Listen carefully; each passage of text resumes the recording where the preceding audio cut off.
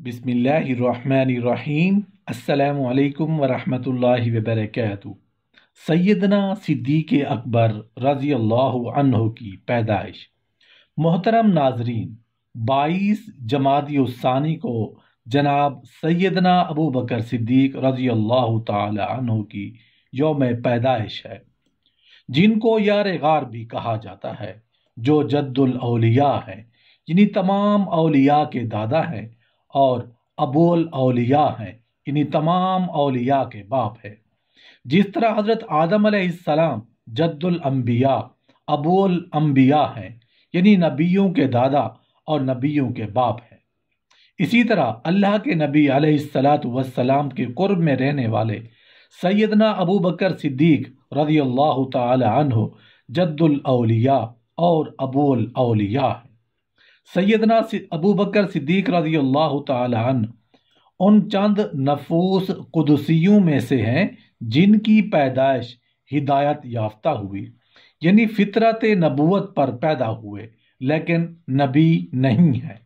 ये पैदाइशी तौर पर हिदायत याफ्ता पैदा हुए हैं, उस पर दलील अहादीस मुबारका में मौजूद है। उन हस्तियों में से जनाब मौला अली शेर खुदा करमल्लाह वजहुल करीम, उनकी पैदाइश भी हिदायत याफ्ता है।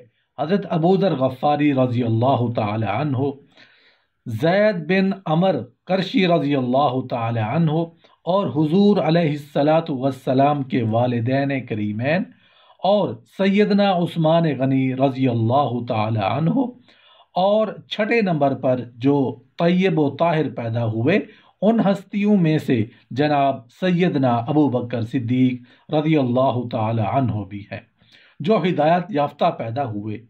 इस पर दलील मुल्ला अली कारी, जो 10वीं सदी के उलमा में से हैं, वो जिक्र फरमाते हैं कि हज़रत अबू हुरैरा रज़ी अल्लाहु ताला अन्हु इस हदीस के रावी हैं कि हुज़ूर अलैहिस्सलातु वस्सलाम से मुहाजिरीन और अंसार की जमात के लोगों ने अपने बचपन के हाल बयान किए, और जनाब सैयदना अबू बकर सिद्दीक रज़ी अल्लाहु ताला अन्हु ने अपने बचपन का हाल बयान फरमाया। फरमाते हैं कि अल्लाह की कसम, मैं बुत परस्ती के ज़माने में पैदा हुआ, लेकिन मैंने कभी बुतों के सामने सजदा नहीं किया।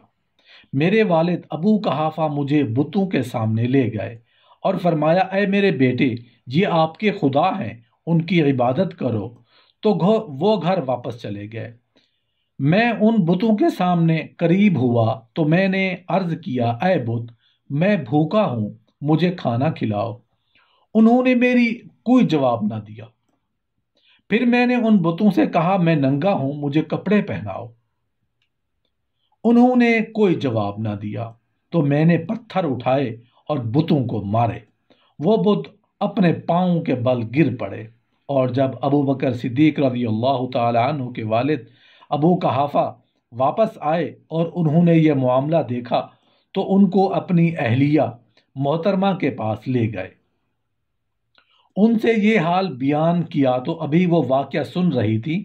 फरमाते हैं कि अल्लाह रब्बुल इज़्ज़त ने जिब्राईल अलैहिस्सलातु वस्सलाम को भेजा और फरमाया, जिस तरह अबू बकर सिद्दीक रज़ी अल्लाहु ताला अन्हु ने बयान फरमाया है, ऐ जिब्राईल अलैहिस्सलातु वस्सलाम, इस वाक़या की तस्दीक आप भी करें।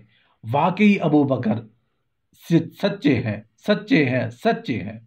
3 मरतबा उन्होंने तस्दीक की, और कुरान मजीद के अंदर भी 3 मकामात पर सूरा मरियम की आयत नंबर 41 में, और दूसरी सूरा मरियम की आयत नंबर 55 और सूरा यूसुफ में भी मौजूद है।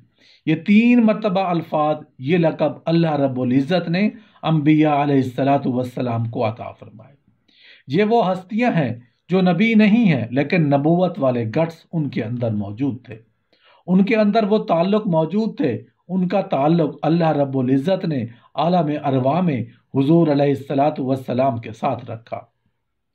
जुबैर बिन मुतअम रज़ी अल्लाहु ताला अन्हु, ये हुज़ूर अलैहिस्सलातु वस्सलाम के सहाबी हैं। ये मुल्क शाम की तरफ तिजारत की गर्ज से गए। एक यहूदी आलिम से मुलाकात हुई। ये भी वाक़या मिशकात शरीफ के अंदर मौजूद है और मिरकात के अंदर भी मौजूद है।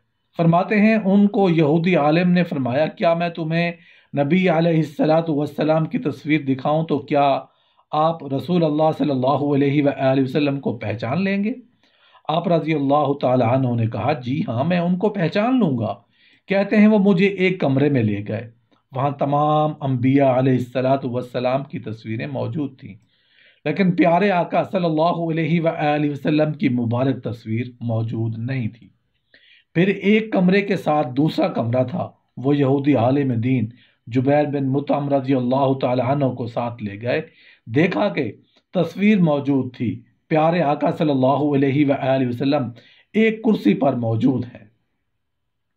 حضور کے قدموں کے ساتھ حضرت ابو بکر صدیق رضی اللہ تعالی عنہ بھی موجود تھے۔ تو زبیر بن مطعم رضی اللہ تعالی عنہ نے فرمایا یہ تو پیارے آقا صلی اللہ علیہ وآلہ وسلم ہے، لیکن جو قدموں کے سامنے ان کی پیٹھ زبیر بن مطعم کی طرف تھی تصویر کی حالت میں، فرمایا کہ یہ کون ہے؟ فرمایا ان کا نام ابو بکر صدیق رضی اللہ تعالی عنہ ہے، جو حضور علیہ السلام کے خلیفہ اول ہے۔ تو یہ اللہ رب العزت نے یہ عالم ارواح سے حضرت ابو بکر صدیق رضی اللہ عنہ کو نبی علیہ السلام کے ساتھ جوڑ کے رکھا ہے، اور صدیق کا جو لقب آپ کو عطا فرمایا۔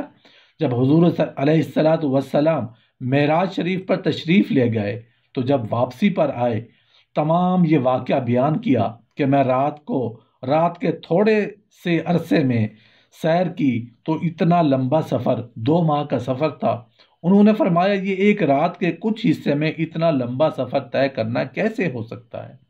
ابو جہل نے اور اس طرح مشرکین اور جو اس وقت نئے نئے مسلمان ہو چکے تھے، انہوں نے ابو بکر صدیق رضی اللہ تعالی عنہ کی بارگاہ میں یہ واقعہ پیش کیا۔ حضرت ابو بکر صدیق رضی اللہ تعالی عنہ نے فرمایا اگر یہ بات واقعی پیارے آقا صلی اللہ علیہ وآلہ وسلم نے فرمائی ہے تو پھر یہ بات بالکل سچ ہے۔ اگر حضور علیہ السلام سوئی کی نوک سے دھاگا گزارنے کی جگہ سے تمام کائنات کو گزاریں تو میں ابو بکر صدیق اس بات کی بھی گواہی دینے کو تیار ہوں۔ تو جب یہ واقعہ حضور علیہ السلام نے سنا کہ ابو بکر صدیق نے میری تصدیق کی ہے تو حضور علیہ السلام بہت خوش ہوئے، اور اس وقت ابو بکر کو ابو بکر صدیق کا لقب عطا فرمایا۔